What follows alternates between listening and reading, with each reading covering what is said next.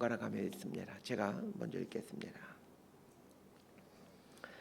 화살을 갈며 둥근 방패를 준비하라. 여호와께서 메대 왕들의 마음을 부추기사 바벨론을 멸하기로 뜻하시나니 이는 여호와께서 보복하시는 것 곧 그의 성전을 위하여 보복하시는 것이라.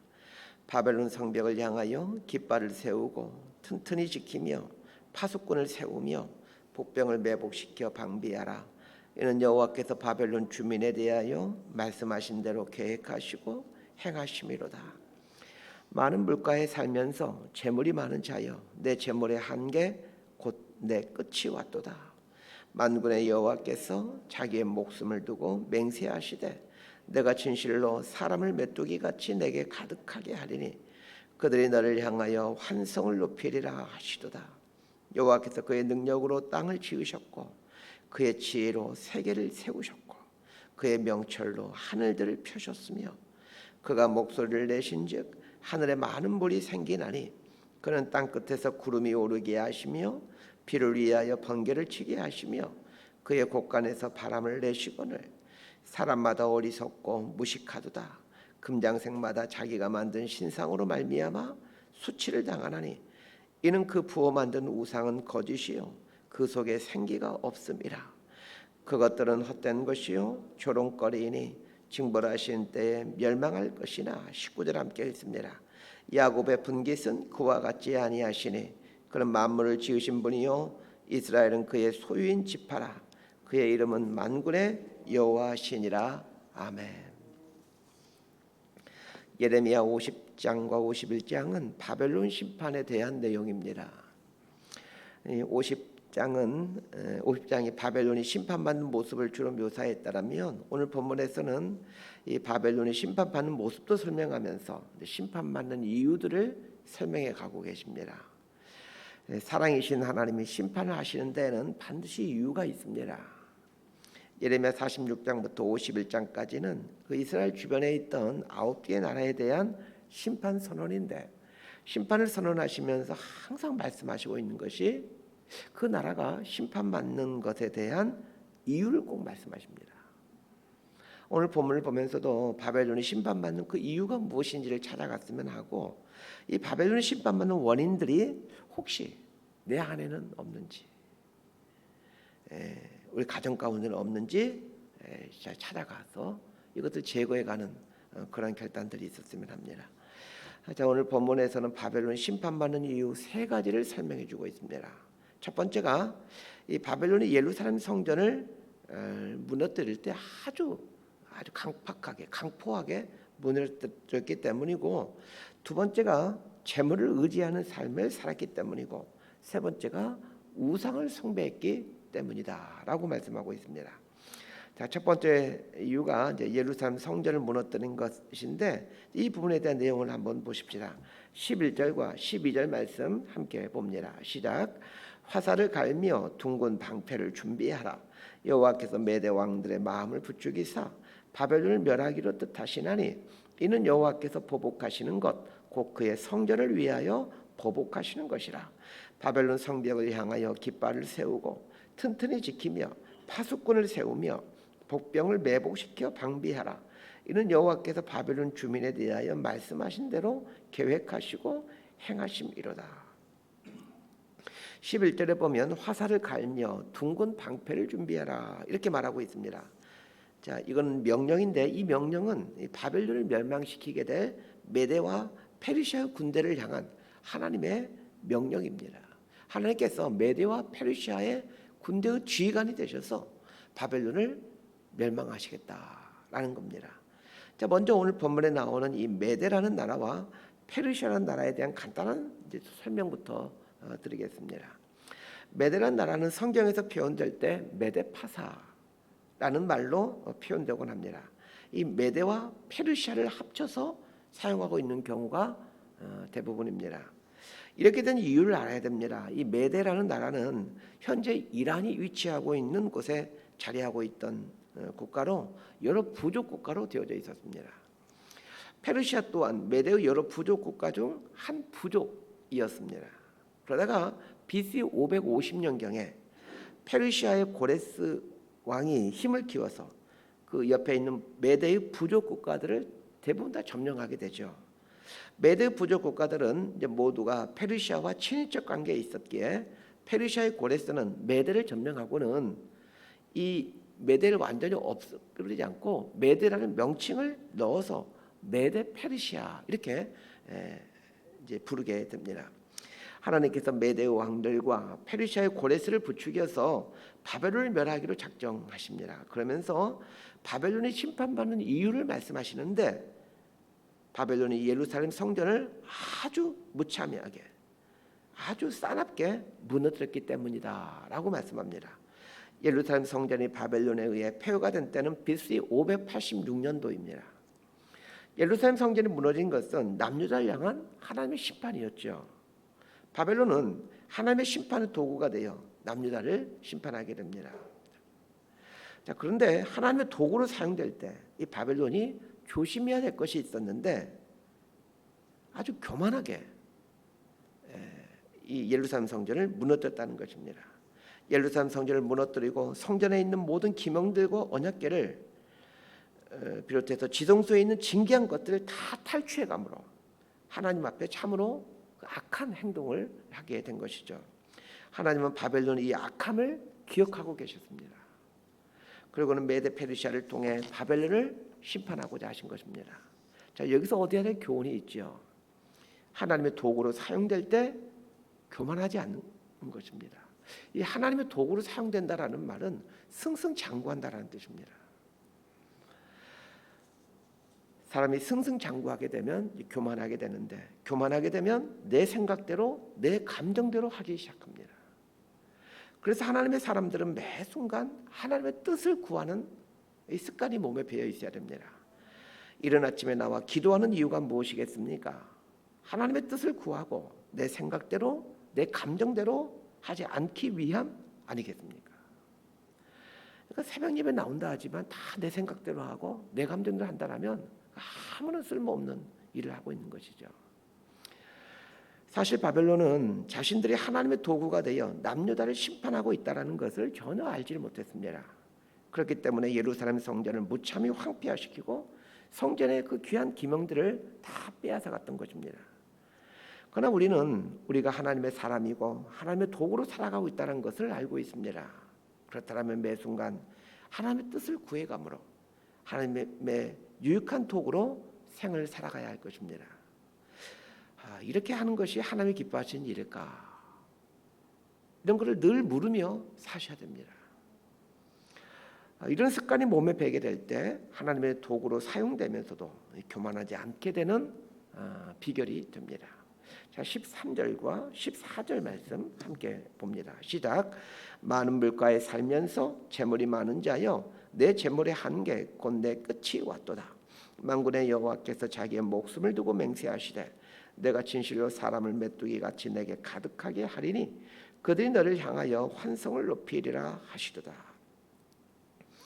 바벨론이 심판받게 된 두 번째 이유는 재물을 의지하는 삶을 살았기 때문입니다. 이 바벨론이라는 나라에 대한 이 다큐멘터리를 아주 재밌게 본 적이 있습니다. 이 바벨론의 유적을 근거로 해 이제 컴퓨터 그래픽을 사용하여 당시의 모습을 재현해주는 이 다큐멘터리였는데 이 바벨론의 나라를 이해하는 데 상당한 도움이 된 다큐멘터리였습니다. 13절에 보면 많은 물가에 살면서 이런 표현이 나오죠. 그 바벨론에 대한 다큐멘터리를 보니까 바벨론이라는 도시가 유프라테스와 티그리스 강으로 둘러 있어서 마치 섬처럼 되어 있습니다. 거기서 그치지 않고 수많은 그 수를 만들어서 수로 안에 도시가 있습니다. 그러니까 이 유프라테스와 티그리스 강이 거의 만나는 부분에 큰 도시가 있는데, 그러니까 이 도시 안으로 들어가려면 반드시 이 두 개의 강을 건너야만 되고, 근데 또 그 강 사이에 있으면서 강으로부터 이 도시 안으로 물을 끌어들이기 위해서 수많은 수로를 만들어 놓았었습니다. 그러니까 유프라테스와 티그리스 강이 적군의 공격을 막아주는 첫 번째 방어막이 되고, 그리고 수많은 수로들이 2차, 3차의 방어막이 되어서 어느 누구도 무너뜨릴 수 없게끔 도시가 설계되어 있었습니다. 그리고 그 성문이 그 이슈타르 성문이라고 하는데 얼마나 크고 광대한지, 그 성벽의 두께가 마차가 2대가 서로 다닐 만큼, 그러니까 한 2차선 도로의 넓이만큼 성벽의 두께가 그렇게 두껍습니다. 그러니 아무리 강한 조건이 와도 이 바벨론은 무너뜨릴 수가 없게끔 그렇게 만들어져 있죠. 이 유프라테스 강과 티그리스 강이 이제 삥 둘러 있고, 또 거기 이제 거기서부터 많은 수로를 만들어서 농사를 짓고 있는데, 그 수로들은 농업용 수로도 사용이 됩니다. 그러니 풍요롭게 살 수밖에 없죠. 옛날 고대 시대에는 이게 무슨 저수지가 있었겠습니까? 무슨 가뭄이 들게 되면 이제 흉년이 들 수밖에 없었는데, 그곳은 흉년이 들 수 없게끔 만들어 놓았습니다. 13절 말씀은 많은 물가에서 재물이 많은 자여 라는 말은 이 큰 강과 수로가 방어막이 되어서 어떤 적군도 침범할 수 없는 요새이고, 또한 그 수로로 인해 풍부한 농산물을 생산함으로 부유한 삶을 살고 있다는 말입니다. 어느 적군도 침범할 수 없고 해마다 풍요가 넘친다라면 그 부귀영화가 영원히 지속돼야 되지 않겠습니까? 그건 하나님은 분명하게 말씀하십니다. 재물에 한계가 있다는 겁니다. 견고한 요새와 많은 재물이 인생을 지켜줄 것처럼 생각되었으나, 그러나 재물은 한계가 있다는 겁니다. 재물에는 한계가 있다는 것을 인정하고 우주의 통치자이신 만왕의 왕이신 하나님 앞에 엎드리게 될 때 그 인생은 하나님의 권능 아래에서 안식할 수 있게 됩니다. 오늘 보면 13절에 나오는 재물의 한계라는 말에 밑줄을 쭉 그어 놓으시고, 이 재물의 한계라는 말을 오늘 하루 곱씹으면서 살아갔으면 합니다. 재물은 한계가 있는 거구나 라고 말씀하신 하나님의 말씀을 생각하면서 끊임없이 그 재물을 추구하며 살고 있는 우리 인생 발걸음을 잠시 멈추어 세워놓는 하루가 되었으면 합니다. 재물이 필요하니 오늘도 열심히 일을 해서 돈을 버셔야 됩니다. 그러나 재물의 한계를 분명히 알고 일을 하는 사람과 재물의 한계를 모르고 일을 하는 사람은 삶의 방식이 다를 수밖에 없습니다. 14절 하반절에 보면 내가 진실로 사람을 메뚜기같이 내게 가득하게 하리니 그들이 너를 향하여 환성을 높이리라, 이렇게 말하고 있습니다. 사람을 메뚜기같이 내게 가득하게 한다라는 말은 이 메대와 페르시아의 군사들이 메뚜기 떼처럼 바벨론으로 쳐들어온다는 뜻입니다. 메대와 페르시아 군사들이 환호성을 지르며 이제 바벨론으로 온다라고 말하고 있는데, 자, 여기 보게 되면 환성이라는 말이 나옵니다. 환성이라는 말은 헤다드라는 단어인데, 이 단어는 포도를 수확하는 농부들이 그 포도를 수확할 때, 포도를 수확해서 그 포도즙을 만드는 때 지르는 그 어떤 환호성을 표현할 때 사용하는 단어입니다. 포도를 따서 이제 그 포도즙을 내는 그 포도 틀이 있습니다. 이렇게 큰 뭐랄까 이런 우리 교회 본당처럼 사각형 형식으로 돼 있어가지고 시멘트 같은 걸로 바닥을 평평하게 만들어 놓고 이렇게 거기에 즙이 이렇게 흘러갈 수 있는 작은 수로를 만들어 놓죠. 이 마당 같은 이 넓은 곳에 이제 수확한 포도를 집어넣고 사람이 들어가서 거기서 발로 지근지근 밟습니다. 그러면 이제 포도 알맹이가 으깨어지면서 거기에 물들이 흘러서 쭉 나오게 되면 이제 그게 이제 포도즙이 되는 것이죠. 여러분, 포도를 넣고 지근지근 밟을 때 이제 포도가 계속 터지겠죠. 농부는 포도를 먹기도 하고 또 포도즙을 마시면서 목을 축여갑니다. 이 포도즙을 만든 농부가 포도를 지근지근 밟듯이 메대와 페르시아 군대가 바벨론을 그렇게 지근지근 밟는다는 것입니다. 재물을 의지하고 살아왔던 바벨론이 비참하게 짓밟히는 것을 말씀하시면서 하나님은 우리에게 경고를 주고 있습니다. 너희들 역시 재물을 의지하고 산다라면 이렇게 무참히 짓밟히는 심판을 받게 될 것이라고 말입니다. 바벨론 심판받게 된 세 번째 이유는 우상 숭배 때문입니다. 15절에서 19절까지 말씀 함께 봅니다. 시작. 여호와께서 그의 능력으로 땅을 지으셨고 그의 지혜로 세계를 세우셨고 그의 명철로 하늘들을 펴셨으며 그가 목소리를 내신즉 하늘에 많은 물이 생기나니 그는 땅 끝에서 구름이 오르게 하시며 비를 위하여 번개를 치게 하시며 그의 곳간에서 바람을 내시거늘 사람마다 어리석고 무식하도다. 금장색마다 자기가 만든 신상으로 말미암아 수치를 당하나니 이는 그 부어 만든 우상은 거짓이요 그 속에 생기가 없습니다. 그것들은 헛된 것이요 조롱거리이니 징벌하신 때에 멸망할 것이나 야곱의 분깃은 그와 같지 아니하시니 그는 만물을 지으신 분이요 이스라엘은 그의 소유인 지파라. 그의 이름은 만군의 여호와이시니라. 우상 숭배 때문에 바벨론이 심판받게 된다라는 것을 말씀하시면서 15절에서 하나님은 15절과 16절을 통해서 온 세계를 창조하시는 분은 하나님이시다라고 얘기하고 있습니다. 자, 이렇게 말씀하신 이유는 사람들은 왜 우상이 온 세계를 지은 신이라고 믿고 있는지 도저히 이해할 수가 없다라는 뜻입니다. 그러면서 우상의 실체에 대해서 말씀해 주십니다. 17절에 보면 우상은 사람이 만든 것이라는 겁니다. 사람이 만든 것은 결코 생명이 있을 수가 없습니다. 모든 우상들은 사람이 만든 것인데 사람도 100년을 살지 못하고 죽는 존재인데 어찌 사람이 만든 물건이 생명이 될 수 있겠습니까? 그럼에도 불구하고 왜 사람들은 생명이 없는 걸 만들어 놓고 그걸 신으로 섬기는 것일까요? 이유는 간단합니다. 자신이 만든 형상에 욕망을 심어 놓았기 때문입니다. 모든 우상은 인간 욕망의 형상입니다. 부유하고자 하는 욕망, 장수하고자 하는 욕망, 쾌락을 즐기고자 하는 욕망, 높아지고자 하는 욕망, 인간은 이러한 욕망을 이루어줄 존재로 우상을 만듭니다. 하나님은 인간의 헛된 욕망을 허용하시는 분이 아니십니다. 왜 인간의 조상인 아담과 하와가 하나님을 거역했던 것일까요? 하나님이 따먹지 말라는 선악과를 왜 따먹었던 것일까요? 높아지고자 하는, 스스로 하나님이 되고자 하는 그 자신들의 욕망을 하나님이 허용해 주지 않기 때문입니다. 그래서 아담의 후손들인 인간은 끊임없이 자신의 욕망을 허용해주고 이루어질 하나님의 대체제를 만들어 왔습니다. 욕망을 이루어줄 하나님의 대체제, 이것이 우상입니다. 그래서 우상을 섬긴다라는 말은 사실은 자신의 욕망을 섬긴다라는 말입니다.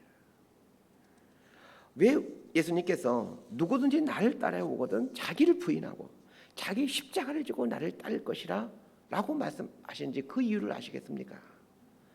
인간은 자기 욕망이 이끄는 길로 가려고 합니다.